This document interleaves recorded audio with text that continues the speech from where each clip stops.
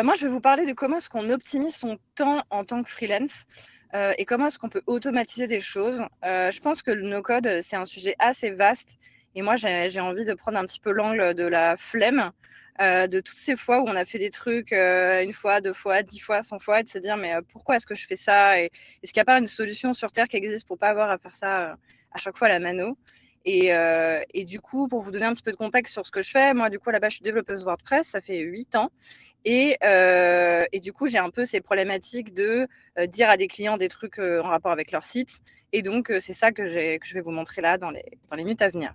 Moi, j'ai un petit mojo, c'est avant d'automatiser quelque chose, faites-le à la main 100 fois. Je ne sais pas si c'est un vrai proverbe, en tout cas, moi, je l'utilise, que si on automatise trop vite un truc, on va avoir tendance en fait à aller trop loin et on va peut-être ne pas faire ce qu'on aurait voulu faire comme comportement. Moi, il m'est déjà arrivé d'envoyer un mail pour dire à un client merci pour cette réunion, c'était super, voici la presse, alors qu'en fait, il n'est pas venu. Enfin, quand même des trucs où c'est bien d'anticiper aussi qu'est-ce qui peut se passer. Donc, ce que je vous conseille quand vous commencez à faire du no-code, en tout cas tout ce qui est automatisation, c'est à vraiment prendre du recul sur qu'est-ce que je fais comme tâche régulièrement, à faire des petits schémas et à se dire ok, par quoi ça passe, quelles sont les différentes étapes et quels sont les cas particuliers pour éviter d'avoir des problèmes derrière. Et puis testez-le une fois que c'est fait, une fois que c'est en place, testez-le vraiment beaucoup pour vous assurer que ça fonctionne et remettez aussi en question ce que vous avez fait. Des trucs que vous avez peut-être automatisés il y a quelques mois peuvent ne plus être pertinents aujourd'hui. Enfin donc voilà, n'oubliez pas qu'un truc automatique ça tourne et qu'il faut quand même avoir les yeux dessus quand même de temps en temps, quoi. Donc, ce qu'on va parler comme outil là ensemble pendant la première demi-heure, c'est donc de quatre petits quatre outils que je pense que vous connaissez. Donc, Airtable pour la partie un petit peu, on centralise des infos, et puis il y a aussi le fait que Airtable permet d'avoir des formulaires donc intégrés dans Airtable, ce qui est super pratique. Et on a du coup le côté Zapier qui va venir en fait redispatcher les différentes informations à la fois du coup pour Airtable et pour Gmail. Et puis j'ai oublié la parenthèse, mais pour Slack, en fait, il y a un petit bonus, c'est que du coup, j'ai aussi utilisé Slack pour envoyer des petites notifs par rapport à différentes automatisations. Donc moi, je vais parler de 2 automatisations et pas 3, Clément. Donc 2. La première, c'est le sujet du ticket de maintenance. En fait, ça va être très simple. Voilà ce qui se passe. Je pense que tout le monde a déjà vécu ce truc-là. Bonjour, monsieur le client. Le site a été mis à jour aujourd'hui. Commentaire, il n'y a rien à dire. Le site est à jour. Voilà, c'est OK. Voilà. Donc ça, c'est un truc que je pense qu'on a tous déjà fait, d'envoyer des mails assez classiques aux clients. Et je me suis amusée à faire un petit calcul. Je vais vous le montrer tout de suite. Voilà là.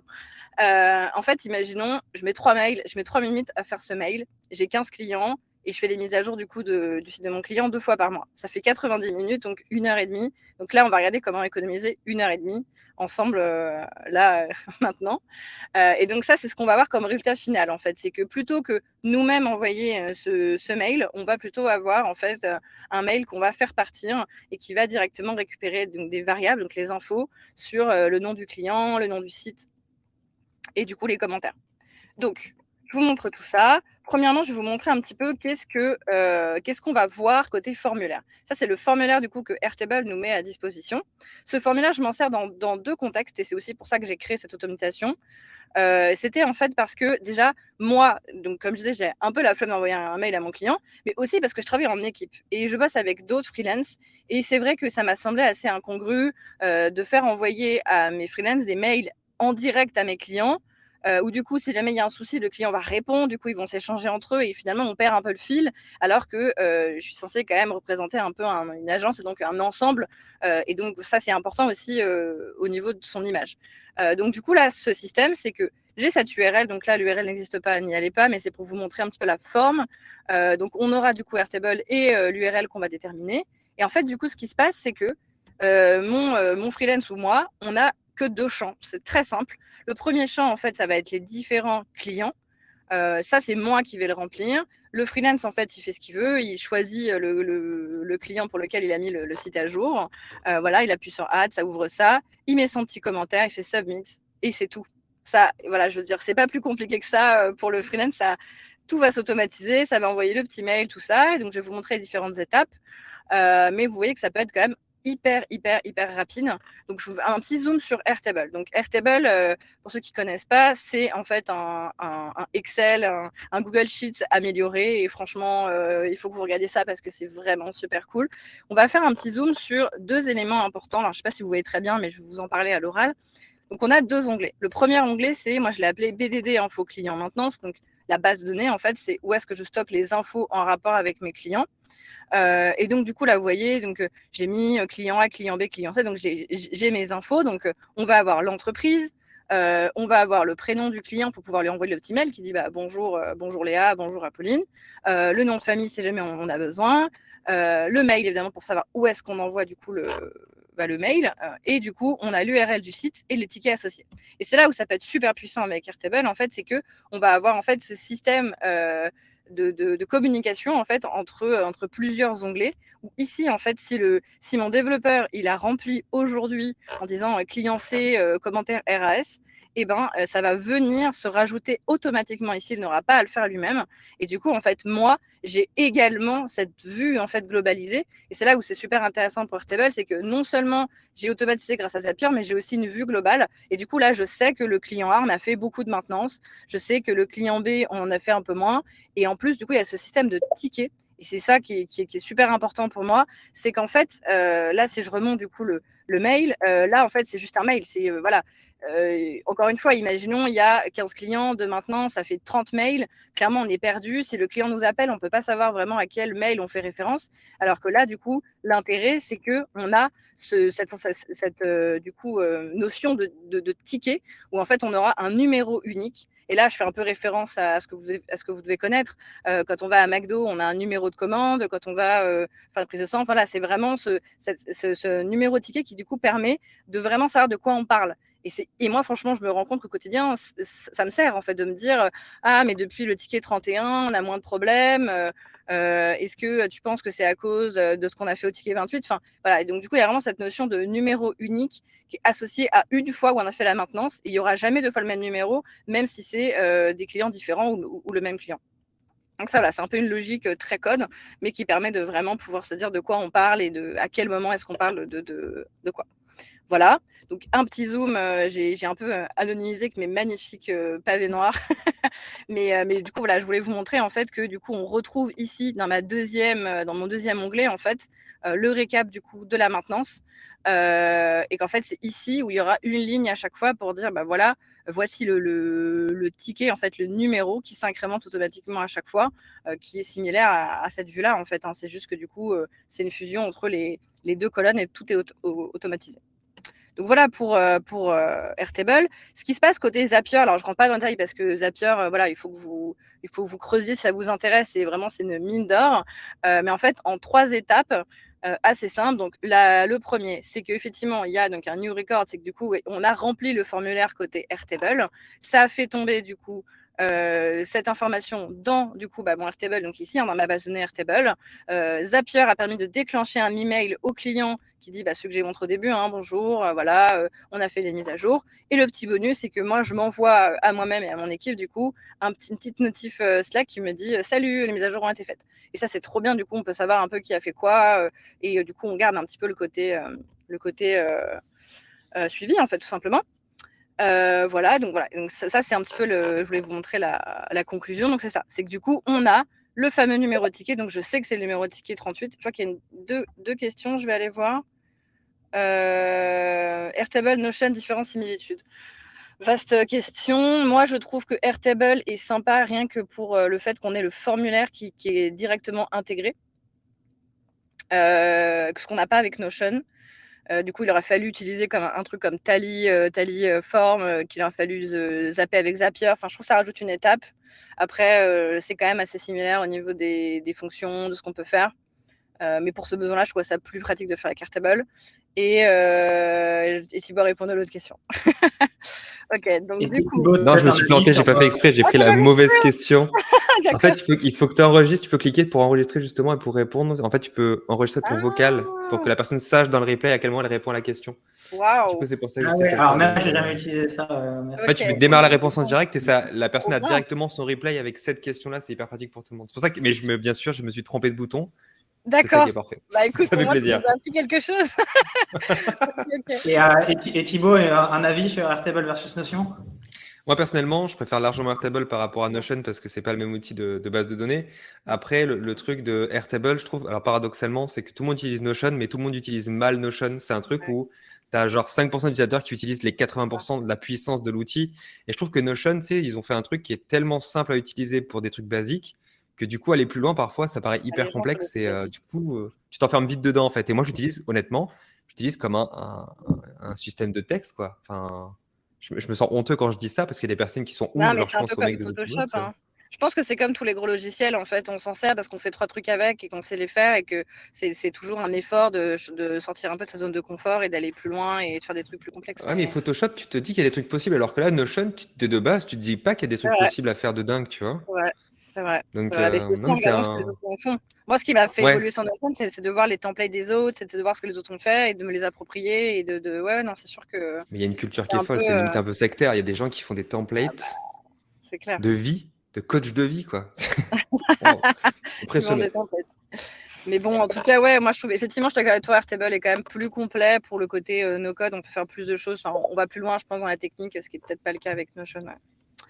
Et la Donc voilà, question du de coup, pardon? Et pour la question de Johan, Ah oui, intérêt de pardon, la passer par question de Johan. Zapier. Intérêt de passer par Zapier pour envoyer les mails, pas possible de le faire directement dans Airtable. En fait, Airtable permet d'envoyer des mails que je vous montrerai juste après, des mails que lui-même envoie mais qui sont pas beaux, que je le fais quand c'est pour m'envoyer des mails à moi parce que je m'en fous que le mail soit moche. Par contre, pour avoir un template comme là, en fait, pour avoir un, bon là j'ai pas designé mais j'aurais pu faire un design pour avoir du coup le logo, enfin pour que ce soit moi qui l'envoie en fait, pour que ça parte de mon Gmail à moi et que pour le client c'est comme si c'était un mail que moi j'ai envoyé, il faut Zapier. Et moi, je trouve ça plus sympa, pareil, niveau branding, niveau image de marque. En plus, du coup, j'ai créé une petite adresse email spéciale. Enfin, je trouve que c'est plus sympa comme expérience que le mail automatique de Airtable, qui est quand même vachement moins beau et qui est en anglais. Enfin, voilà, quoi, c'est pas le même truc, quoi. Donc, voilà. Deuxième automatisation, le ticket de bug. Donc là, c'est un peu plus complet. Vous allez voir. Et pareil, on va gagner du temps avec ça. J'avais envie de vous rappeler des mauvais souvenirs à ceux qui font un peu de tech là. Qui n'a jamais reçu ce mail urgence, c'est la catastrophe, aidez-moi, ma maison est en feu. Voilà. Donc pour en finir avec ça et pour plutôt recevoir ça, donc ça c'est le fameux mail que du coup Airtable envoie. Voilà, donc Airtable form, il y a une nouvelle réponse, du coup il y a tous les champs qui sont complétés. Moi je préfère 1000 fois recevoir ça et me dire ok on va s'en occuper. En plus du coup ça m'a permis de réfléchir un peu pour comment avoir un ticket de bug qui soit déjà qualifié, parce que franchement ça, je suis désolée, mais on comprend pas en fait, on sait pas ce qui va pas. Et j'ai fait un petit calcul pareil, et celui-là il est quand même beaucoup plus impressionnant. Imaginons du coup, on a le truc, il est 8h du mat, on vient de se réveiller, c'est la galère et tout. On appelle le client, il nous raconte lui-même, il n'est pas technique donc il comprend rien à ce qu'il dit lui-même. Du coup, on passe une demi-heure à chercher le problème. Et ben ça, si on le fait deux fois par mois pour nos 15 clients, ça fait 1500 minutes, donc on est sur 25 heures. Donc ça, c'est juste pas possible. Donc voilà, d'où l'idée de faire cette automation pour pouvoir simplifier un petit peu les échanges. Alors le formulaire là, il est beaucoup plus complet. Je l'ai rendu volontairement un peu chiant à remplir. C'est aussi parce que je trouve que quand un client veut dire qu'il y a un problème, il faut qu'il voit vraiment qu'il y a un problème en fait. Et tous les champs sont obligatoires. Là, vous voyez, là, il ne peut pas y échapper. Donc je revenais un petit peu dessus. Donc assez basiquement, le nom de l'entreprise, le mail du client. Ça me permet en fait de faire en sorte que du coup le client reçoive, enfin que soit la personne qui a rempli le formulaire, donc là vraiment c'est pour le client, reçoive du coup les mails pour le suivi. Parce qu'en fait le truc c'est que parfois quand même pour un même client, moi j'ai plusieurs contacts d'une même entreprise et du coup ça peut être voilà si c'est la personne A, elle peut vouloir elle recevoir les emails et pas l'autre, donc j'ai pas voulu automatiser ça et j'ai préféré du coup faire en sorte que ce soit quand même un truc qui soit à remplir par la personne qui, elle, a remarqué le bug et que du coup, ce soit elle qui reçoive les mails. Donc voilà, le titre du ticket, donc là j'avais un petit exemple, le logo ne s'affiche plus. Ça, c'est vraiment le titre auquel on pourra se référer quand on en parlera. Le niveau d'urgence là-dessus, pour pas faire un truc trop abstrait de faible, moyen, fort. En vrai, pour les clients, tout est toujours urgent. Donc, pour éviter ça, j'ai un peu découpé par on va dire, qu'est-ce qui est touché vraiment. Et là, je fais un peu la métaphore du pompier de « Allô les pompiers, il y a ma maison qui brûle ». Ok, mais en fait, c'est quelle pièce, où est-ce qu'exactement il y a le problème. Donc du coup, j'ai découpé comme ça. Donc le faible, le site est entièrement fonctionnel ou presque. Moyen, le site est partiellement impacté. Fort, le site est complètement inaccessible. Et donc du coup là, il coche en rapport. Après, bien sûr, ça se jauge. Hein. Si le client il a un site e-commerce et qu'il y a une page, c'est son produit phare qui ne marche plus, bien sûr que c'est beaucoup plus important que le reste, mais au moins ça permet d'avoir une petite idée de où est-ce qu'on en est sur le niveau d'urgence. Quel est le problème? Donc là, il me raconte un petit peu sa vie. Là, c'est assez spécial à WordPress, mais c'est qu'il y a quand même toutes ces notions de mise en cache, de connecté, pas connecté. Donc j'ai trouvé ça important que du coup le client me dise est-ce qu'il a eu ce problème en étant connecté? Est-ce qu'il l'a vu en étant connecté? Et ce qu'il a vu aussi en temps déconnecté, là je précise, en navigation privée pour éviter qu'il y ait du cache et que du coup le client ne voit pas le problème de la même manière. Et pareil, du coup, est-ce que c'était que en navigation privée? Voilà, les zones du site, là, je vais venir plus dans le détail, qui met des URL, puisque ça, c'est quand même trop bien d'avoir l'URL pour savoir vraiment où est-ce qu'il y a le bug. Qu'est-ce qu'il voulait comme résultat à la place? Et là, dernière question sur qu'est-ce que le client faisait avant? Parce qu'effectivement, il y en a qui ne font rien et qui nous écoutent, mais il y en a, mais il y en a qui effectivement vont d'eux-mêmes mettre un contenu, vont faire une mise à jour, vont faire un truc, et en fait, ils font pas forcément le lien entre ce qu'ils viennent de faire et le bug qu'ils viennent de découvrir. Et le problème, du coup, c'est que je me retrouve à moi-même chercher un truc sans savoir qu'en fait, le problème, il vient de ce que doit faire le client. Donc, sans forcément l'accuser, moi, ça me permet de pouvoir tout de suite faire un lien s'il y a un lien à faire. Je vois que Jeanne a posé la question de où le client trouve ce formulaire à compléter sur votre site. En fait, en vrai, moi, quand j'onboard le client, je le mets dans mes slides. Il y a l'URL, je le mets même dans ma signature de mail, en fait. Sur le mail, il y a un bug URL. Et c'est la même URL pour tout le monde. Donc, le but, c'est qu'ils la connaissent, qu'ils la mettent en favori et que ce soit par ça qu'ils passent. Et je suis tellement relou que selon les problèmes, il peut m'arriver de dire au client au téléphone, pas de souci, on va s'en occuper, mais faites-moi un petit formulaire de bug. Parce que, encore une fois, pour pouvoir le dispatcher à mon équipe, pour pouvoir moi me poser dessus, c'est important d'avoir un suivi. Et ça, vous pourrez le trouver avec des outils payants. Mais j'avais fait un petit benchmark, ça coûte quand même assez cher. Et je me suis dit, mais pourquoi pas le faire moi-même plutôt que d'avoir à payer un truc de 100 € par mois, quoi. Et Oran, justement, ouais. tu réponds rapidement, mais ouais. Il y a Amine et Latane qui posent une question aussi, qui posent pas forcément une question, mais qui sont en train de faire une remarque, dire voilà, est-ce que ça n'empêche pas, les clients ils ont ton numéro, donc quand c'est urgent, ils vont quand même avoir envie de t'appeler. Comment est-ce que tu réagis dans ce cas? Et si c'est une grosse urgence, imaginons le site ne fonctionne plus ou le produit phare n'est plus accessible en vente. Parfois, le client il peut être énervé, il peut avoir peur de perdre de l'argent, donc il peut un peu bypass tout ça. Bien sûr. Tu le renvoies quand même vers le formulaire de bug, c'est ça? Ouais, je le renvoie vers le formulaire de bug. En fait, le truc, c'est que ce qui est intéressant avec ça, c'est que ça ne me sert pas que à recevoir un mail, ça me sert aussi, comme on peut le voir, en fait, à centraliser les demandes. Et en fait, même si là, il y a une urgence et qu'on est dessus et que c'est le feu, dès que c'est un peu moins le feu, il faut que quelqu'un le remplisse, en fait. Même si c'est un membre de mon équipe, même si c'est moi qui ouvre un truc de bug en mettant l'URL le mail du client, c'est pas grave, en fait. Mais c'est qu'il faut jouer le jeu parce que, en fait, ça permet notamment lors des mails des réunions en fin de mois ou des choses comme ça, de dire ok, on a eu X bug. Enfin, je veux dire, il y a quand même des contrats de maintenance derrière avec du temps passé qui est déduit. Enfin, en fait, moi, ça me sert pas juste à dire il y a un bug, salut, il faut s'en occuper, en fait. Donc, même si le client m'appelle pour me le dire, ok, c'est super, mais il faut quand même avoir ce travail de centralisation. Et c'est à la fois important pour le client et à la fois important pour moi. Voilà, je vois Jeanne qui dit ça laisse une trace écrite. Mais exactement, en fait, c'est que c'est important en fait, quelque part, de responsabiliser aussi. Et je l'ai vécu pendant des années en freelance. Moi, ça fait 4 ans et demi que je suis free. Depuis quelques temps, je suis en société. Mais voilà, j'ai vécu ce truc-là il y a des problèmes régulièrement. Et puis, qu'est-ce que veut dire vraiment un bug? Est-ce que c'est un truc visuel? Est-ce que c'est un truc technique? Est-ce que c'est grave? Et je trouve que c'est un effort commun qu'on essaie tous de faire. Et qui permet d'avoir une meilleure communication. En fait, finalement, moi, cette presse, elle va dans le sens de comment juste mieux communiquer avec ses clients, en fait, tout simplement. Donc voilà, et du coup, donc là, je voulais vous montrer que j'ai fait à peu près la même logique, c'est-à-dire que du coup, on a également cette notion en fait, de numéro de ticket de bug. Donc là, il y a le numéro 12, le numéro 45. Bon, là, voilà, là, problème d'affichage, les logos, machin, sont déformés. Enfin, vous voyez un peu l'idée, quoi. C'est que du coup, chaque ticket, pareil, a son petit numéro. Et quand on se parle avec le client ou quand on se parle avec le freelance, du coup, on peut arriver à avoir de quoi on parle. Et du coup, j'ai fait un truc en plus, c'est que j'ai voulu faire un système de statut. Parce qu'en fait, quand je disais aux clients, enfin, du coup, j'ai fait ce système, je l'ai amélioré. Parce qu'au final, en fait, une fois qu'on a traité ça, ok, c'est super, mais en fait, pour tenir au courant le client qu'on est sur le bug et qu'il est en cours de résolution, eh ben, je me retrouvais à nouveau à envoyer des emails. Et du coup, on perdait en fait à nouveau ce travail de centralisation. Et du coup, donc j'ai créé en fait ici, je ne sais pas si je peux vous zoomer un petit peu. Voilà, c'est qu'en fait, j'ai rajouté 3 colonnes, le à faire, en cours, terminé, avec un set de cases à cocher. Donc c'est là où il y a l'étoile en fait. Et du coup, derrière, j'ai mis Zapier pour envoyer un email au client qui a été préfet en fonction de là qu'on a coché. Donc, si je coche la case à faire, le client reçoit « Salut, j'ai bien vu ton ticket, on va s'en occuper.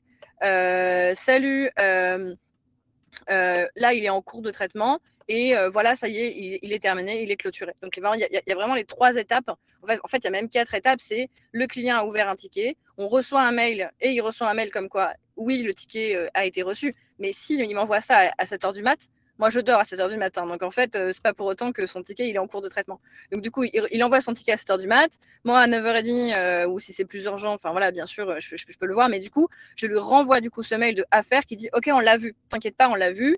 Une demi-heure, un quart d'heure après, dès que je vois comment on va s'en occuper, hop, je le passe en cours. Et après, du coup, je vais m'en terminer quand il est clôturé. Et du coup, le client, il a vraiment il a ses 4 mails, étape par étape. Et je trouve que ça peut le rassurer. Thibaut, ah oui, tu parles l'intérêt du système de tickets passant par Slack. Ah bah oui, non mais c'est ça, c'est qu'effectivement, moi je fais ça par mail parce que je trouve que la plupart des clients trouvent ça plus solennel. En fait, j'ai l'impression que le mail, et en plus le Slack, si on le paye pas, on peut perdre l'historique. Donc je trouve que c'est. Et puis en plus les Slack, des fois, il y a toute la team, des fois il n'y a qu'une personne. Enfin, un mail, je trouve que c'est quand même le truc le plus officiel qu'on peut trouver aujourd'hui pour communiquer quand on fait du web, quoi. Donc voilà, côté Zapier, on a du coup 4 étapes, c'était ce que je disais. Donc mon petit Airtable qui du coup envoie l'email. Le petit Airtable là, vous voyez cette icône là, ça veut dire que c'est un filtre. En fait, ça me permet de pouvoir dire si on a coché la fameuse case à faire. Là pour la case en cours et là pour la case terminée. Donc pour le coup, franchement, une fois qu'on a commencé, après c'est tellement évoluable, hein. Et là, en plus, là, je ne l'ai pas fait, mais j'aurais pu me shooter un petit truc Slack pour me dire à moi-même et à la team, il est en cours, il est à faire. Là, je ne l'ai même pas fait, mais en vrai, c'est un sujet éternel, hein. Donc voilà, et pour vous montrer un petit peu le mail final que le client reçoit, ça va être ça. En fait, ça va être le ticket est passé en terminé. Bonjour, voilà, numéro du ticket. Qu'est-ce qui allait pas? Il y avait une faute.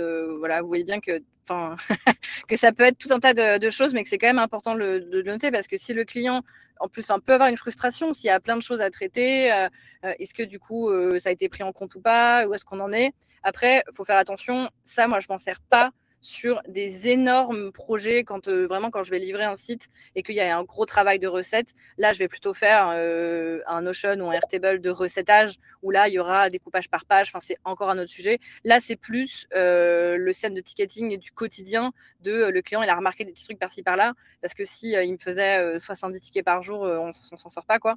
Mais c'est plus pour le quotidien. Et donc voilà, c'est terminé. Merci. Je vois Thibaut qui applaudit. J'applaudis ça en silence, du coup, je sais pas si je le faisais en signe ou en tapant des mains.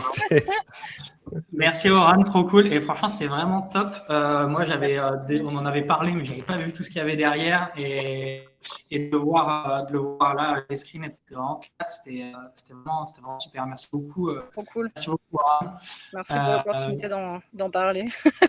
des trucs que je fais au fond de ma cave en disant regarde, c'est trop bien. Et que les gens ils font mais ok, super, t'as fait un tableau, quoi.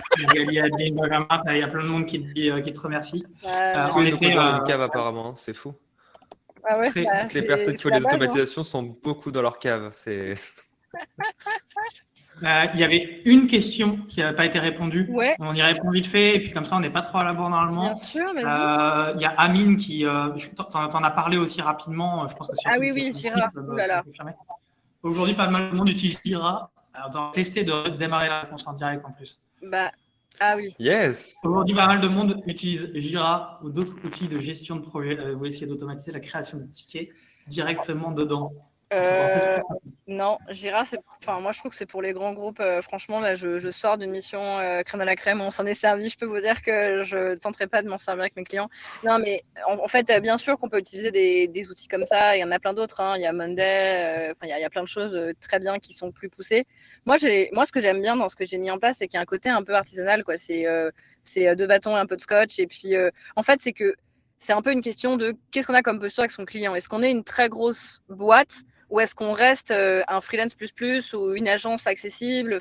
Et moi, je trouve que c'est un peu le juste milieu de je suis relou, je fais faire des formulaires, des machins, mais on n'a pas non plus un milliard de process à respecter et c'est pas super formel non plus. Il peut quand même m'appeler, on peut quand même se parler. Et je trouve que c'est un peu l'équilibre qui, moi, me convient sur la gestion de projet. Et voilà, quoi. Après, ça, c'est ma perception et chacun peut le faire. Et je suis convaincue qu'on peut faire des trucs pareils, carrément stylés sur des gros outils comme Jira.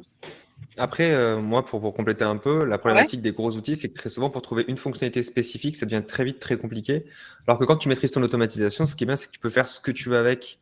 Et ça te permet non seulement d'être plus autonome, mais surtout, tu n'es pas dépendant d'un outil ou d'un paiement ou quoi que ce soit. Et c'est vrai que moi, je trouve que moi, j'utilise Monday. Franchement, je me suis mis dessus, je regrette un peu de m'être bloqué dessus, mais moi j'ai tendance à automatiser à côté sur des trucs parce que j'arrive pas, parce que je trouve moins facile l'automatisation des outils qui sont déjà préfaits. Mais ça n'a pas été fait pour être m'aide pas, quoi. flexible. Je suis d'accord avec toi. Ouais, c'est clair. Et Jeanne qui dit, est-ce que c'est facile à mettre en œuvre Zapier, Airtable? Franchement, oui. Franchement, moi, pour tout vous dire, j'ai découvert vraiment Airtable il y a 1 an.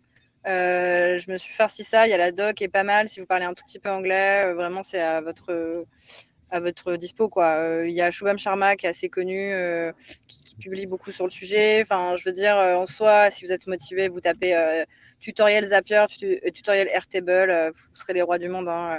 Vous n'aurez de limite que votre imagination. C'est beau, Oran. Je pense qu'on peut terminer sur ça. Hein. Je crois qu'on a le mot de la fin. Bon, voilà. Merci beaucoup, Oran. Avec plaisir. Je vous enlève la chaise. C'était vraiment cool. Tu restes avec nous. Je suis là, je suis avec vous. On aura peut-être l'occasion de te faire intervenir parmi les questions qui seront posées, les nombreuses questions qui sont posées à Thibaut. En plus, j'ai l'impression que tu parlais à un moment de logique tech, etc. Il y a certains ponts qui peuvent être faits entre ce que tu as dit et ce que va dire Thibaut. Tout à fait. Voilà, je te laisse la main, Thibaut. Allez, c'est parti. Alors, bonjour à tous. Juste avant, Clément a posé un petit sondage. Moi, ça m'intéresse particulièrement. Je vais juste vous montrer dans la partie sondage. Vous avez une question sur qui a déjà fait du no-code ici. C'est assez important parce que je vous avouerai que moi, je serai beaucoup moins pratique que Ran. Pour le coup, ce ne sera pas un tuto. Il n'y aura pas d'astuces spécifiques. Par contre, je vais vous apporter peut-être des réponses, des opportunités business par rapport au no-code. C'est quelque chose qui bouge pas mal, mais c'est vrai que pour ça, je vais peut-être, si vous me dites que beaucoup connaissent, je vais passer peut-être un peu rapidement sur l'aspect no-code parce que je pense qu'il est intéressant de revenir sur certains basiques de qu'est-ce que le no-code et surtout comment c'est utilisé actuellement sur le marché. Je pense que ça peut en plaire à plus d'un. Voilà, donc je vois effectivement les trucs. Est-ce que WordPress, Wix sont no-code? Voilà, il y a des questions comme ça, on pourra y revenir un peu plus tard. Waouh, attendez, mettez tout dans la partie questions parce que je pense que très vite, on va être surchargé. On va commencer doucement. Alors, petite chose, je parle beaucoup. Si vous me lancez, on risque de faire 2 heures de présentation. Donc, je vais essayer de me contrôler, mais faites un effort aussi à mettre dans votre partie questions. Comme ça, je vous jure, je vais y répondre de manière un peu spécifique. OK. Alors, rapidement, moi, j'ai fondé une société qui s'appelle Auto, qui a à peu près 2 ans maintenant. On vient de passer les 2 ans. Bon anniversaire. Et en fait, c'est une plateforme de formation à la création d'applications sans code. C'est la seule fois où je dirais sans code. Je dirais ensuite no code, mais c'est vrai que pour pas faire peur aux gens, je dis préférablement sans code. On a formé pas mal de gens et petite astuce, toute cette société, tous les outils, toute la plateforme a été créée sans une once de code, c'est-à-dire que les développeurs qu'on a aujourd'hui sont des développeurs no code. On fait particulièrement du Bubble pour ceux qui connaissent et je pourrais détailler un peu plus par la suite. Nous, dans notre mission, on s'est donné une mission principale et vous allez voir que finalement, ça aura de l'impact un peu sur tout. C'est que finalement, on veut rendre la tech accessible ou en tout cas plus accessible à tous grâce aux outils de no-code. Et quand on dit à tous, c'est important, c'est-à-dire qu'on veut la donner accès à des jeunes comme à des moins jeunes à travers 3 gros éléments. C'est d'un côté de la formation.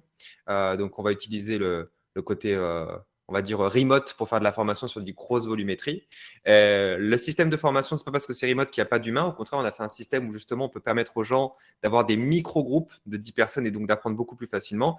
Et enfin, c'est de certifier différents niveaux pour mener d'un niveau basique, sans aucune expertise, à un niveau d'expert. Et c'est ça qui nous intéresse parce que vous allez voir qu'avec le no-code, il y a beaucoup, beaucoup d'opportunités.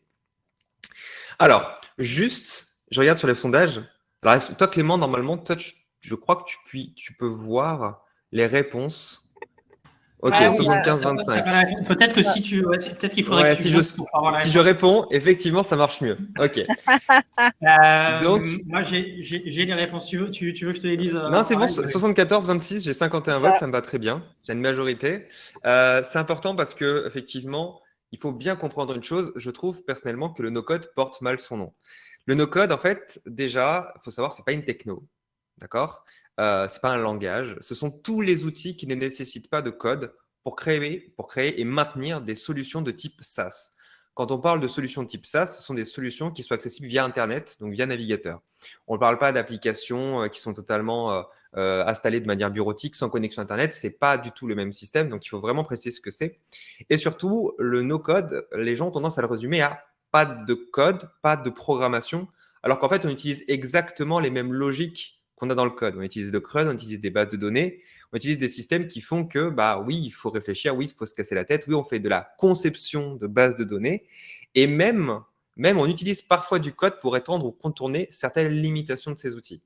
Et donc, pour moi, mettre nos codes en opposition au code de manière frontale, c'est parfois faire un peu la lutte contre les développeurs, et je pense que ce sont des métiers qui sont parallèles, qui peuvent au contraire se compléter très très bien. Vous allez voir que je vais parler de troisième voie à un moment, mais pour moi, ce n'est pas du tout des opposés. Et je pense qu'il y a eu un peu de buzz là-dessus, il y a eu un peu de putaclic là-dessus en disant oui, nos enfants seront nos codeurs. Alors, certes, effectivement, il y aura peut-être beaucoup plus de no-codeurs demain que de codeurs, mais en fait, ce sera un choix, ce sera une question de choix, et ce n'est pas l'un est meilleur que l'autre. D'accord? Je préfère juste le préciser parce qu'il y a vraiment un buzz qui est assez présent et c'est quelque chose qui me dérange parce que personnellement, je forme beaucoup de devs aussi qui sont en mode, mais en fait, c'est pareil, en fait, c'est assez proche. Donc, pour moi, c'est assez important de faire le distinguo. Alors,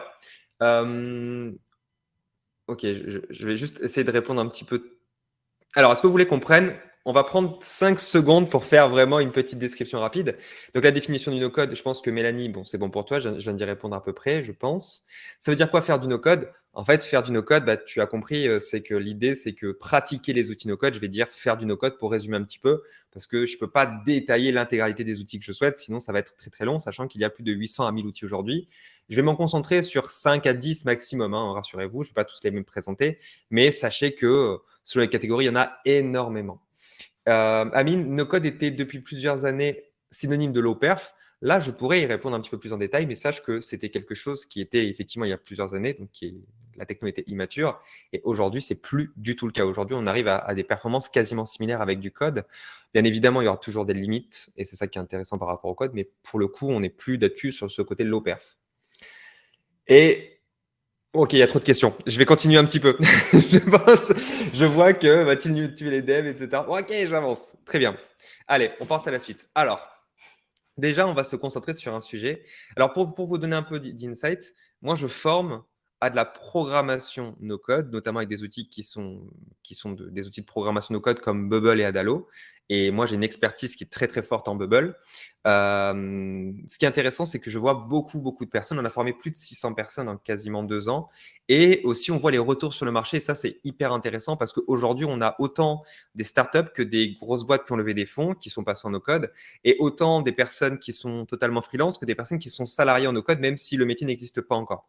Et là, je vais faire un vrai focus sur la partie freelance. Déjà, de moi, ce que j'ai connu aussi, j'ai été 8 ans freelance. Avant l'arrivée du no-code, ce qui était marrant, c'est que j'avais toujours, et ayant bossé en agence web aussi, il y a eu toujours le sujet de, dans une équipe, il y a un designer, un chef de projet, un développeur, voire un marketeur. T'enlèves le chef de projet, le projet avance, mais bon, tu peux déraper, ça peut prendre, etc., plus de temps, etc. Mais bon, ça avance quand même, c'est-à-dire que globalement, l'équipe, si tu enlèves la plupart des postes, le projet pourra quand même se rendre. Si tu enlèves le dev, même si tu as 4 mecs en face, 4 personnes en face, tu n'auras pas de projet. On a techniquement une énorme dépendance à la tech. Et ça, c'est quelque chose qui est vrai de partout. Déjà, le problème de la dépendance à la tech, c'est qu'on a une rareté dans la compétence dev. Il y a toujours plus d'écoles en code, tout simplement parce qu'il y a une vraie difficulté à recruter du développeur et à recruter du bon développeur. Donc, non seulement le bon développeur, c'est un bac plus 3, bac plus 5 qui a vraiment une bonne expertise. Donc, il y a vraiment quelque chose qui se fait que les entreprises ne veulent pas recruter avant, tout simplement parce que plus c'est rare, plus le prix est élevé. Et finalement, le coût du développeur, vous le payez à un moment. Et malheureusement, si vous payez quelqu'un qui n'est pas assez bon, mais que vous payez cher quand même, c'est une perte sèche, sachant que parfois, il y a des accidents et les projets ne se font pas. Donc, ça veut dire que quand vous recrutez un dev, quand vous recrutez même un freelance dev, il faut trouver la bonne personne. Or, comment on sait que quelqu'un est bon ? Si vous êtes dev, vous pouvez peut-être auditer plus facilement. Sinon, il faut se fixer sur des critères extérieurs. Ça peut être le nombre de recommandations, le nombre de missions sur Malte ou peut-être le CV. Mais vous savez que c'est un critère où vous prenez des risques. Et donc, c'est compliqué, et je le vis aussi sur d'autres aspects, de recruter la bonne personne en code. Ensuite, il y a une problématique de compréhension client technique. Alors là, je ne blâme pas pour le coup le côté développement. C'est surtout que le client ne sait pas forcément comment on travaille avec des développeurs. Et pour le coup, le client, lui, si vous préférez, en 6 mois, il peut changer 15 fois d'avis. C'est pour ça qu'on a inventé aussi les méthodes agiles qui font qu'on essaye de faire quelque chose qui est beaucoup plus, pas vraiment au forfait, mais beaucoup plus itératif pour éviter les problèmes de compréhension, sachant que le code, malheureusement, vous voyez le résultat très souvent à la fin, que ce soit à la fin d'un sprint ou du projet complet, et sinon, vous voyez des lignes de code, donc le client, il ne comprend pas. Donc à la fin, il dit « Ah, mais finalement, je préférais ça. Ah, mais finalement, je préfère ça. » Ouais, mais ce changement-là, en fait, ça impacte toute la chaîne de valeur, donc il faut tout changer. Et donc, très souvent, il y a un temps de dev que moi, j'ai énormément vu qui dérape, mais qui dérape pas de 2 jours. Ça peut être des semaines, ça peut être des mois, voire des produits qui prennent le double du temps. Et donc, le double du temps égale le double du prix, etc., etc. Et donc, tout ça fait qu'il y a une grosse complexité qui, aujourd'hui, on fait parce qu'on n'a pas vraiment le choix. Jusqu'à présent, finalement, on se dit, si tu n'as pas de tech, tu ne fais pas de produit. Moi, je viens d'un monde où on me disait, pour entreprendre, il fallait de l'argent. Pourquoi ? Pour payer du dev. Voilà, pour payer une agence, pour payer un truc. Tu n'avais même pas testé ton produit, que tu étais déjà endetté. Et je trouve ça incroyable. C'est pas que ce soit déconnant, c'est que en fait, on n'avait pas le choix. Aujourd'hui, on te donnait beaucoup plus rapidement la capacité à faire un crédit bancaire à taux zéro. Parce qu'on savait que sans dev, il n'y aurait rien. Donc, il y avait vraiment juste le truc de l'attraction, c'était un peu illusoire, quoi. Maintenant, avec l'arrivée du no-code, je trouve qu'on a changé de dynamique, on a changé de façon de faire, et finalement, on va intégrer différents postes au sein de la même personne. Déjà, une chose, ce qui est intéressant, c'est qu'une seule personne peut réaliser l'intégralité d'un projet. Et ça se fait parce que justement, d'un côté, les outils permettent d'intégrer le visuel, la data, les logiques et le tout de manière visuelle. C'est-à-dire qu'on va être sur de la programmation visuelle. Attention, je vais parler principalement de mon cas, mais aujourd'hui, le fait que tout soit accessible sans ligne de code donne l'accès à beaucoup, beaucoup plus de gens.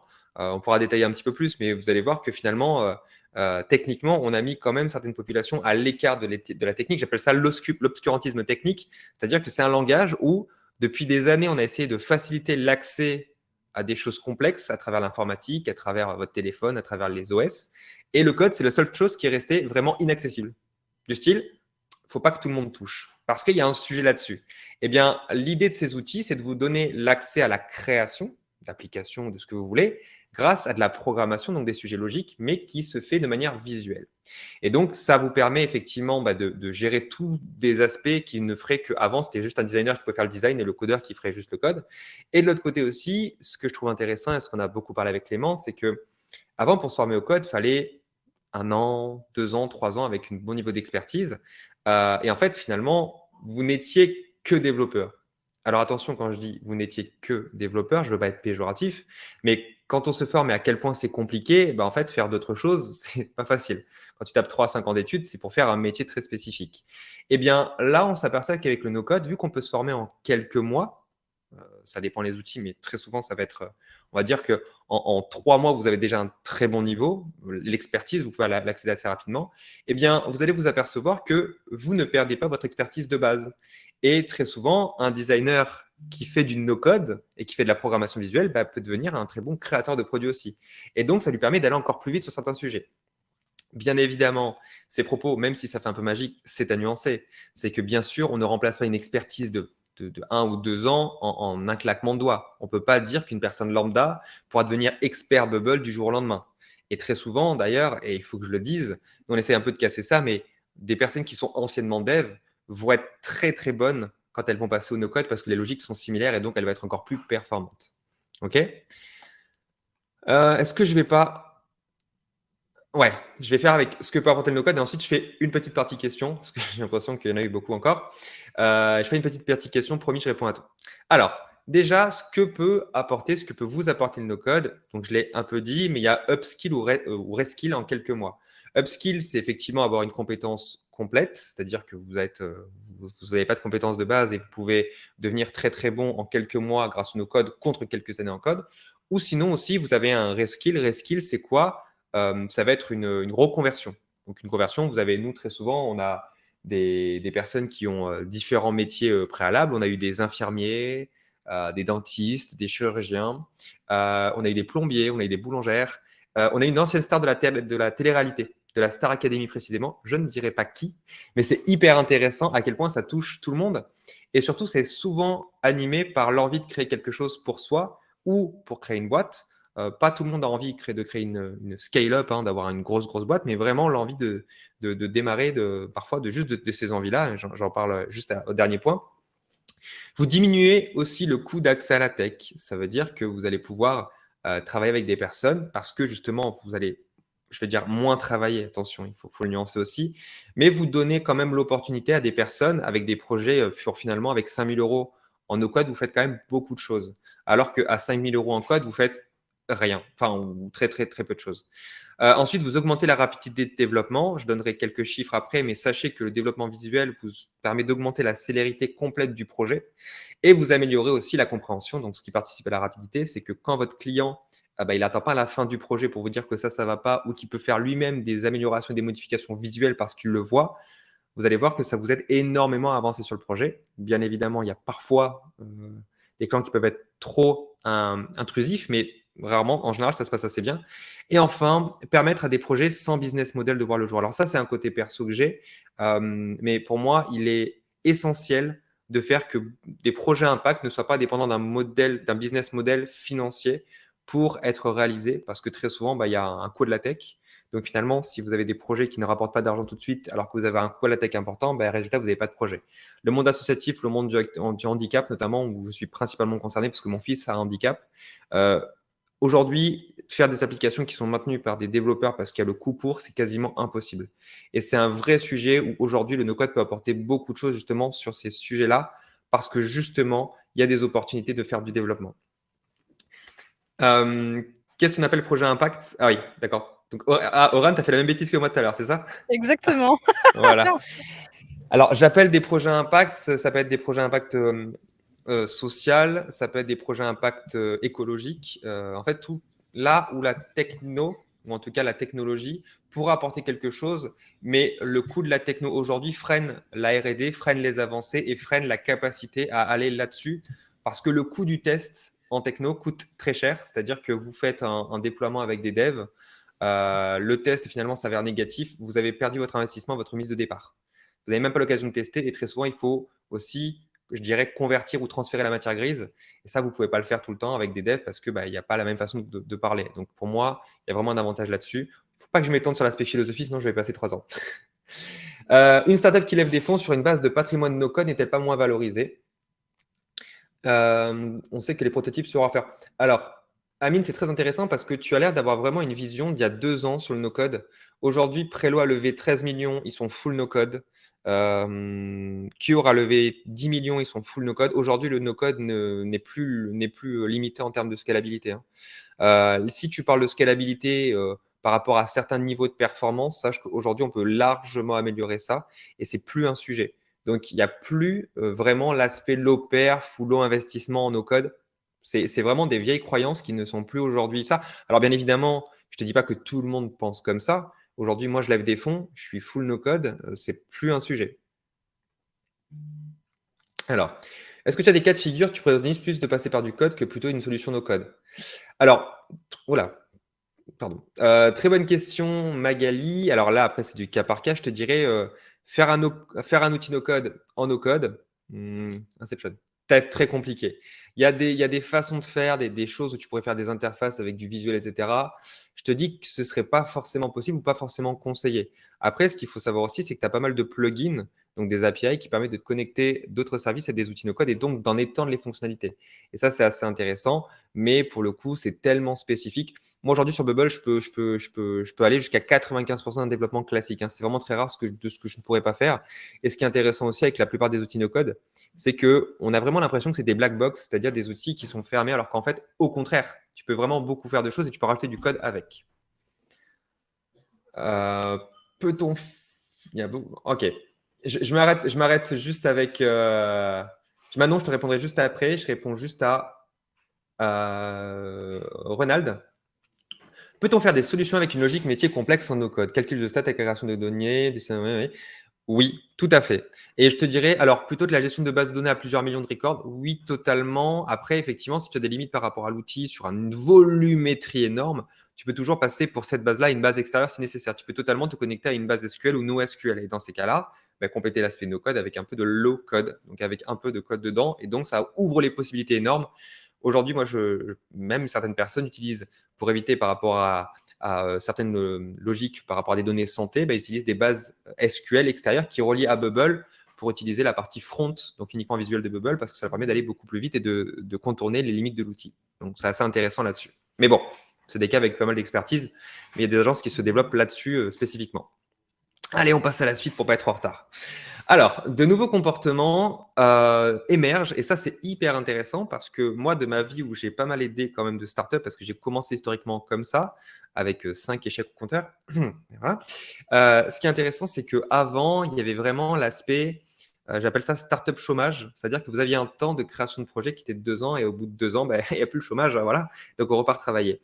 Eh bien, à ma grande surprise, alors je vous ai mis les visages des personnes, c'est pas des fausses personnes, hein, c'est que des vraies personnes que j'ai vues comme cas et ça c'est hyper intéressant. Par exemple, Agathe, elle a lancé Become Bob. Et finalement, son chômage arrivait à expiration. Elle était avec un dev, mais finalement, elle a fait tellement en no-code que finalement, elle a arrêté de travailler avec son dev parce que ça ne servait plus à rien. Alors, attendez, je ne dis pas que c'est le cas pour tout le monde, mais en tout cas, ça marchait dans son cas. Ce qui est intéressant, c'est qu'elle a commencé, pour continuer à manger parce que son chômage arrivait à expiration, elle a commencé à devenir freelance en side. Elle, de quoi elle faisait 50-50. Donc, 50%, elle faisait du Bubble pour différents clients, ce qui lui permet de monter en compétences. Et de l'autre côté, ça permettait d'amplifier son projet. Et donc, aujourd'hui, elle a même eu une offre de job par rapport à ça, sauf qu'elle est restée quelques mois et finalement, elle a décidé de repartir sur son projet parce que ça lui manquait. Donc, elle a trouvé un équilibre par rapport à ça qui est assez intéressant, ce qui arrivait très, très peu au parallèle. Je sais qu'il y avait des articles sur la crème de la crème aussi qui en parlaient, comment faire un side project startup. Moi, je trouve que ça s'inverse un peu parce que là, on a vraiment un métier qui est technique et pas uniquement marketing. Donc, je trouve que c'est aussi un intérêt. Ensuite, vous avez de plus en plus de freelances qui sont attirés par des revenus passifs de type Muse Business. Alors, les Muse Business, c'est quoi? C'est un business qui finalement demande très très peu de maintien dans le temps pour être rentable. Je crois que Martin Donadieu en est spécialiste de ça. Et de plus en plus, je vois des no-codeurs qui font ça. Agathe avait plusieurs projets là-dessus. Enfin, il y a 2 Agathe, pour le coup, c'est pas ma faute. Et en fait, ce qui se passe, c'est qu'elle a une boîte sur laquelle elle a une boîte centrale type startup et à côté, elle fait du freelance. À côté, elle a des petits projets aussi qui gagnent un peu d'argent et qui lui permettent de faire des compléments de revenus. Et l'objectif, c'est de faire grandir ces projets au fur et à mesure et que finalement, tout ça fait que tu as un. Alors, c'est un truc qui commence à minima, hein. Ça peut être 200, 300, 400, 500, parce que tout simplement, elle répond à un besoin qui est assez minime et qui répond à un besoin faible, mais finalement qui a très très peu besoin d'être entretenu. Je crois qu'elle avait fait un système sur le calendrier, un petit calendrier très très peu cher, et qui faisait que en no-code, c'était assez rentable sur de la grosse volumétrie. Donc finalement, un vrai sujet de, pas de grosse start-up, ne rêve pas d'avoir des employés, mais quelque chose qui gagne de l'argent un petit peu tout seul. Ensuite, j'ai des publics en reconversion qui utilisent le no-code comme reconversion qui est basée sur une expertise. Alors, c'est marrant parce que Sarah, elle était chef d'entreprise avec genre 50 d'employés. Elle a décidé de tout quitter parce que c'était trop compliqué, trop de stress. Et elle est devenue indépendante en freelance. Et genre aujourd'hui, elle fait des événements. On a dans un an, on a un rendez-vous dans une villa en Espagne avec pas mal de bubblers du monde entier parce que ça les fait kiffer. Elle est devenue freelance. Toutes les personnes que vous voyez là, on les a formées. Et ce qui est intéressant, c'est qu'elle a totalement changé de vie. Et aujourd'hui, elle est relax. Elle adore sa vie. Et ce qui est intéressant, c'est qu'elle travaille maintenant avec son fils Donc, elle a formé son fils à Bubble et ils font une petite équipe comme ça. Et de plus en plus, c'est un vrai sujet de totalement compétence. Et surtout, vu qu'elle connaît bien le monde de l'entrepreneuriat, ben, elle sait comment parler aux entrepreneurs. À côté de Sarah, vous avez Laurent, que j'ai formé aussi, qui est devenu freelance no-code, freelance Bubble. Et c'est marrant parce que c'est un ancien comptable CFO. C'est-à-dire qu'il était vraiment CFO au Wagon Marseille. Il n'était pas technique du tout. Et j'ai des très, très bons résultats sur les comptables. Alors, ne me demandez pas pourquoi. Peut-être les gens qui font du Excel ont peut-être des compétences supérieures à la normale. Mais en tout cas, il était hyper bon no-code et il a beaucoup progressé. Et ensuite, vous avez un dernier use case que je trouve hyper intéressant, c'est que tes freelances se rassemblent. Alors, je pense que c'est pas nouveau, hein, mais beaucoup se rassemblent sur une base de mêmes compétences pour augmenter leur volumétrie, se repartager les clients, et chacun prend des spécialités différentes. Il y en a un qui fait plutôt le PM, l'autre qui fait plutôt le design ou le back. Et j'ai des exemples comme ça de Rocky Team. Donc, à la base, c'est deux freelances qui voulaient vivre plus facilement. Donc, Kylian, c'était un mec du wagon qui gérait le wagon à Marseille aussi. Donc, j'ai beaucoup de gens du wagon aussi. Et Romain, bah, pour le coup, lui, il était ancien banquier. Voilà, donc ils ont décidé de vivre leur vie de leur côté. Et finalement, ils sont associés parce qu'ils avaient tellement de projets qu'ils ont décidé de continuer ensemble. Et maintenant, ils ont une dizaine de salariés. Donc, c'est assez dingue comment ça a poussé. Et de l'autre côté, là aussi, une histoire folle. Aurélien, qui était acheteur industriel, et donc qui m'a été amené par Florian. Et Florian, c'était l'ancien fondateur de Madame Poutine, un restaurant. Il a vendu ses restaurants et il est devenu no-codeur. Et ensuite, une fois que ça marchait tellement bien, qu'il a monté une agence no-code-it. Et maintenant, il sous-traite pour d'autres agences qui font aussi du no-code, surtout sur Bubble. Donc, c'est hyper intéressant, ces histoires de vie. J'en ai plein. Et c'est ça qui, je trouve, est extrêmement nourrissant. C'est qu'on n'a pas des gens qui sont décidés par le no-code parce que c'était leur chemin de vie. Ils sont décidés sur le no-code parce que justement, c'était leur chemin de reconversion et qui leur permet d'être indépendants financièrement, d'indépendance sur même ce qu'ils veulent faire aujourd'hui. Et je trouve ça hyper cool et hyper beau. Alors, des expertises du futur, on commence à voir émerger avec ça des expertises qui sont en train de tout changer. Alors, je vais donner des noms, c'est pas du tout des noms officiels. C'est des noms que je me suis amusé à poser, d'accord? Donc, je pense à Designer plus No Code avec des outils comme WeWeb, comme Bubble, comme Webflow. C'est pas des outils que je vais mélanger, mais qui peuvent apparaître comme ça. On parle de Visual Front, Visual Front développeur si vous voulez. L'autre côté, on a le côté développeur plus No Code où là, on va avoir des Visual Back, donc des mecs qui vont gérer, des personnes pardon, qui vont gérer très très bien l'aspect back-end. Donc, vous voyez, l'alliance des deux, ça pourrait être du full stack no code, je ne sais pas comment on pourrait l'appeler.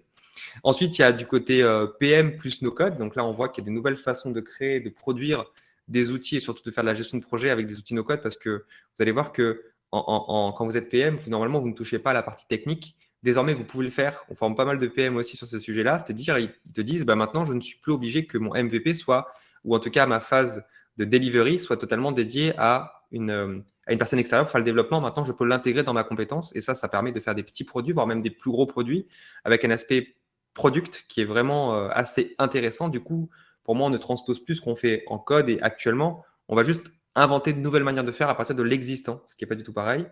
Et aussi, parce que parlait Oran, ça va être tout ce qui va être process plus no-code, c'est-à-dire qu'on va automatiser le maximum de choses. On appelle ça les no-code ops. Contournement, ils sont très très bien placés là-dessus. On va utiliser du Zapier, du Make, du Airtable. Alors pour le coup, on est plutôt team Make Airtable. C'est un peu plus complexe, mais c'est vrai que pour l'expertise, c'est vrai qu'aujourd'hui, Make est assez fou. C'est l'ancien Integromat, hein, c'est la refonte d'Integromat. Et c'est assez intéressant. Par contre, effectivement, sans compter les métiers, il y a des expertises qui s'ajoutent à ce que vous avez déjà. On regarde dire, il y a des expertises existantes sur du data qui vont rajouter des outils no-code. On n'a pas de nom pour ça, mais aujourd'hui, le no-code est très, très lié à ce qu'on va faire en data. Pareil pour du cross hacking, du cross marketing, les outils no-code vont être assez omniprésents. C'est pour ça qu'il y a un peu un flou sur ces outils no-code, parce qu'aujourd'hui, tout se veut no-code, hein, du moment qu'ils n'utilisent pas de code pour fonctionner. Or, ce n'est pas forcément toujours le cas.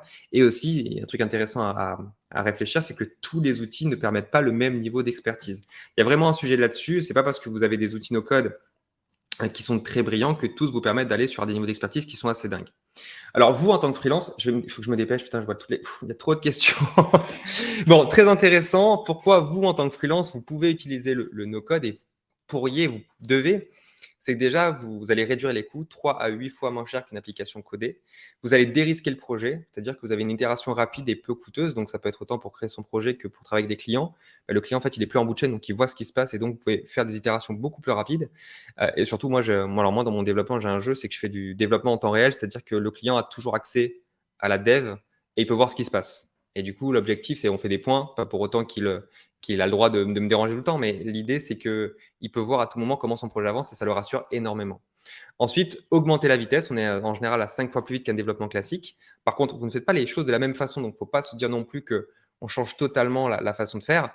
Et ensuite, on garde la maîtrise. Ce que j'aime, c'est que finalement, on ne dépend plus de personne. On n'est pas dans un sujet où si le dev se barre ou si le dev a un problème, on est bloqué. Là, c'est totalement utilisable, récupérable et c'est ça qui est aussi très intéressant. Alors, par contre, il faut que je dise quelque chose, malgré toutes ces éloges, c'est que le no-code n'est pas magique. On est en train de voir une vague qui est hyper intéressante sur les comportements, mais par contre, ça ne veut pas dire que c'est la fête au village. On se retrouve avec des problèmes qui commencent à arriver, qu'on commence à sentir, nous, en tant qu'experts, c'est qu'il y a peu d'expertises qui sont réellement identifiables. Je vois beaucoup de gens qui se disent no-codeurs, qui ont des niveaux d'expertise soi-disant assez élevés, ou quand je viens à leur parler, je vois qu'en fait, elle est très, très basse, tout simplement parce qu'il n'y a pas de norme posée par les éditeurs. Il y a une norme de pair à pair qui fait qu'aujourd'hui, c'est dur de savoir où on en est. Et le marché est immature. Les clients ne savent pas comment estimer le niveau d'un développeur Bubble, par exemple, d'un développeur no-code. Et si vous multipliez par le nombre d'outils, c'est très compliqué de savoir à qui s'adresser. Et donc, pour moi, à mon avis, il y a un vrai travail d'éducation de ce marché pour éviter de ce qu'on se retrouve dans les mêmes choses qu'on a eues avec le gros hacking, c'est-à-dire de tout et n'importe quoi sur le marché et de ne pas savoir à qui s'adresser. Il y a des gens qui sont heureux, il y a des gens qui sont déçus, et d'avoir des accidents de plus en plus, mais à tous les niveaux, hein. Pas qu'au niveau des clients, mais aussi au niveau des agences. Ensuite, il y a les limites des outils. Il y a des limites par outil. Tous les outils n'ont pas le même niveau de limite, et pour connaître les outils, il faut savoir les utiliser. Aujourd'hui, je considère qu'il n'y a pas d'expert no-code. Il y a un expert sur un, deux, X outils no-code, mais il n'y a pas d'expert no-code. Le terme d'expert no-code ne veut rien dire. D'accord? C'est ça qui est. Il faut savoir ça, en fait. C'est trop large pour définir une expertise de manière globale. Ensuite, il y a une absence de méthode de travail sérieuse. J'ai été surpris que certains freelances, beaucoup de freelances, autant que les agences, n'ont pas de méthode de travail spécifique parce que tout le monde recrée un petit peu de zéro avec plus ou moins de risques, plus ou moins de choses qu'ils refont à droite à gauche. Il n'y a pas de méthode normée et c'est pour ça qu'on travaille beaucoup de manière assez large là-dessus pour essayer d'intégrer ces besoins-là parce qu'il y a besoin de documentation, des besoins de versionning, des besoins de vrais sujets là-dessus. Certains éditeurs comme NC-Scale commencent à s'y mettre et à essayer de proposer des méthodes de travail sérieuses sur le côté no-code, mais aujourd'hui, ce n'est pas des choses qui ont été intégrées de manière claire et surtout de manière universelle, parce qu'une fois de plus, on dépend des outils. Ensuite, et je pense que ça fait partie des sujets qui sont un petit peu trop touchy, c'est que les nouveaux freelances sont trop jeunes pour le marché. On ne parle pas de personnes, paradoxalement, enfin, je peux vous raconter une anecdote, on travaille avec des freelances et du coup, ces jeunes freelances ont décidé de travailler à l'heure. En fait, c'est hyper intéressant de travailler à l'heure. Le problème, c'est que quand vous n'êtes pas avec un niveau suffisant, le travail à l'heure se retrouve très négatif puisque vous allez payer très très cher pour quelque chose qui prend beaucoup de temps à la personne. Donc, quand vous avez une expertise, bien évidemment, le forfait à l'heure si vous le souhaitez, mais quand vous n'en avez pas, ça ne marche plus. Sauf que cette personne-là avait travaillé avec d'autres freelances qui, eux, faisaient ça. Donc, ne s'est pas posé de questions et vu que les clients ne savent pas comment réagir, ils les acceptent. Et donc, malheureusement, vous avez des freelances qui vont être pétris d'une certaine façon de faire, qui pourront même être peut-être déçus dans l'évolution du marché parce qu'ils vont se dire c'est plus leur avantage, parce que justement, des sujets qui ont été positionnés n'ont pas été faits par une norme et un retour du marché, mais uniquement par des clients entre eux, enfin, ou en tout cas des freelances entre eux. Donc pour moi, il y a une équation à risque sur freelance, client et tech en fonction du projet, surtout quand le projet il est mal cadré ou des freelances sont trop jeunes pour travailler de manière concrète sur un projet classique. Et enfin, no code n'est pas égal à no learning. On a beau dire que c'est accessible, ça s'apprend. C'est-à-dire que vous ne pouvez pas faire un jour vous découvrez Bubble et vous dire c'est bon, je suis bon. Très souvent je vais, alors je ne sais pas pour, on va dire me positionner pour ma paroisse, mais je pense qu'il est important de savoir qu'à un moment il y a des expertises à creuser et c'est important de le savoir parce qu'on ne peut pas tout savoir comme ça en un claquement de doigts. Je vous donne un exemple de combien de temps pour se former. 2 à 3 mois pour Bubble, je vous fais un peu la liste rapide parce que je vois le temps qui passe. Par rapport à du code, pour être un minimum junior, c'est 1 an et demi. Ok, juste pour moi, la différence, elle est juste sans commune mesure. Enfin, il me reste très peu de slides, je vous rassure, j'ai quasiment fini, je vois l'heure. Désolé Clément, je t'avais dit que j'allais dépasser. C'est les 5 minutes d'introduction, on va dire, que j'ai faites. Voilà, exactement, on va dire ça.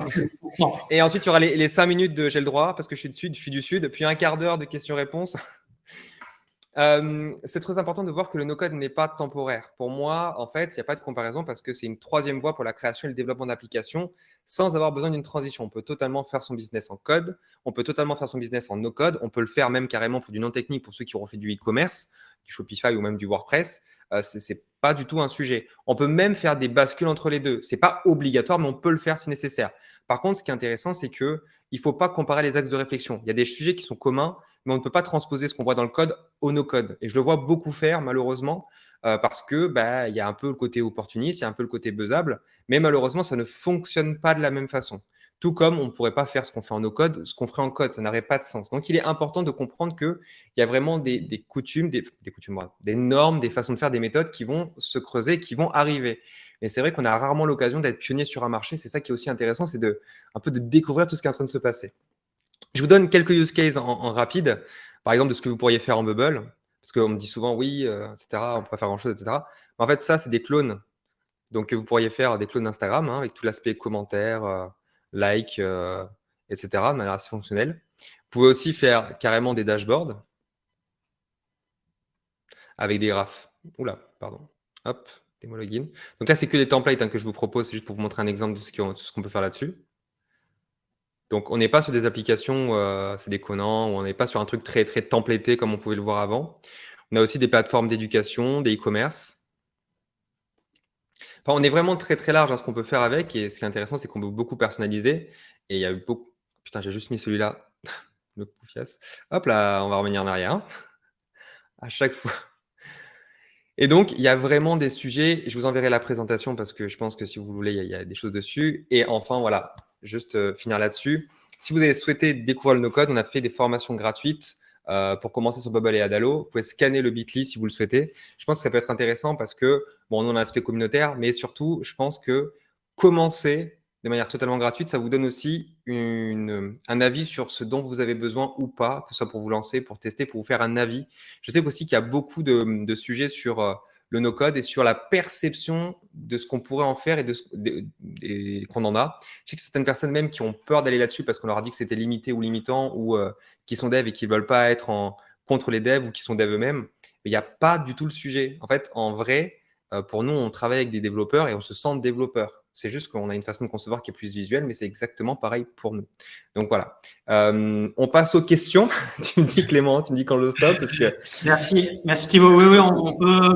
Il y a encore plus de 80 participants, enfin même près de 90 participants. Je pense qu'on ça va. Allez, on se donne 5 minutes pour répondre aux Allez, deux, c'est trois parti. questions. Il n'y en a pas énormément au final. On a répondu à quand même pas mal au fur et à mesure. Ok, alors quels outils no-code pour créer des apps mobiles? Donc pour le coup, si tu as besoin, sur le lien, en fait, je t'ai mis un outil pour choisir tes outils, enfin pour trouver une façon de trouver des outils. Ça dépend de la complexité, mais tu as des outils comme Glide, comme Adalo, qui permettent d'avoir des petites applications no-code et des MVP. Et à plus haut niveau, tu as des outils comme Flutterflow, qui eux sont un peu plus no-code, mais un peu plus complexes, no-code, low-code. Et sinon, tu as aussi Bubble qui te permet, avec d'autres outils mélangés, de faire de l'application native. Et donc ça, c'est assez intéressant. Je ne m'étends pas trop sur la réponse parce qu'on n'a pas forcément le temps. Oui, Renald, de toute façon, je préviens juste, vous allez avoir le replay qui va vous être envoyé par mail normalement dans les minutes après, avec une automatisation très technique. Non, je déconne, c'est Livestorm qui fait ça automatiquement, c'est pas moi qui l'ai mis en place. Mais en tout cas, vous allez pouvoir revoir tout au calme. Si jamais il y a des choses qui vous ont paru un peu rapides, etc., que ce soit la présentation d'Oram, la présentation de Thibaut. Voilà. Tu peux y aller, Thibaut. Merci. Benjamin, effectivement, quid des standards de sécurité? Mais je crois que je te connais, Benjamin, en plus. Quid des standards de sécurité, ownership du code, etc. En fait, ça va dépendre des outils. Certains outils te permettent d'exporter du code. Ça va être vraiment assez large et tu as des outils qui sont pro-industrie qui te permettent de respecter toutes ces normes-là. Donc, finalement, ça va être aussi, je pense, en fonction de ça, un des choix à avoir par rapport à l'outil que tu souhaites choisir et intégrer à l'entreprise. Il y a beaucoup plus de salons pro et bien évidemment, Microsoft s'est extrêmement bien placé sur le B2B, mais il y a un vrai sujet où ça s'intègre aujourd'hui directement dans les entreprises et les SI sont de moins en moins en train de bloquer parce que les outils sont en train de se mettre aux normes. Après, c'est toute une question de la techno versus l'adoption par le marché versus les règles européennes de RGPD, etc., qui vont être mises en place. Aujourd'hui, la plupart des outils en termes de RGPD le sont. Les seules choses qui peuvent poser problème, ça va être par exemple les serveurs HDS pour les serveurs santé.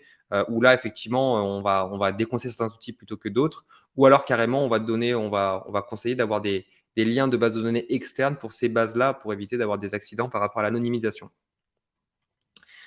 Est-ce que les agences sont ouvertes aux freelances débutants dans le no-code? Alors, ça va dépendre. Je te conseillerais.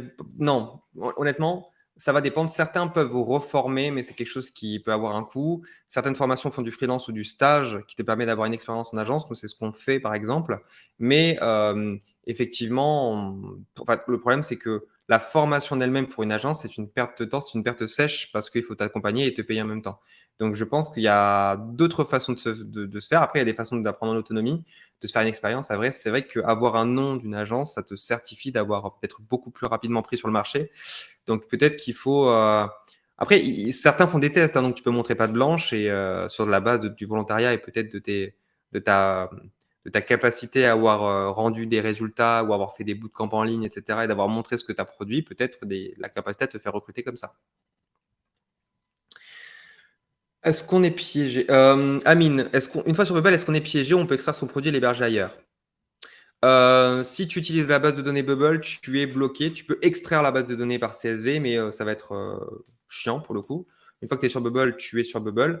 Après, effectivement, sinon tu peux utiliser Bubble en front en le reliant à une base de données externe, mais il faut beaucoup de connaissances. Enfin, en tout cas, des connaissances d'expertise un peu plus loin. Par contre, ce qui est intéressant, c'est que l'aspect piège, en fait, il vaut mieux être piégé d'un outil propriétaire ou pas avoir de produit du tout. Moi, j'aime bien poser cette question parce que très souvent, les gens, ils sont en mode oui, moi, startup, etc. Ouais, mais Bubble, c'est propriétaire. Je dis oui, mais est-ce que tu as envie de payer 30 à 50 000 euros ton produit? Et finalement, l'aspect propriétaire n'est plus si gênant que ça pour un test. Voilà.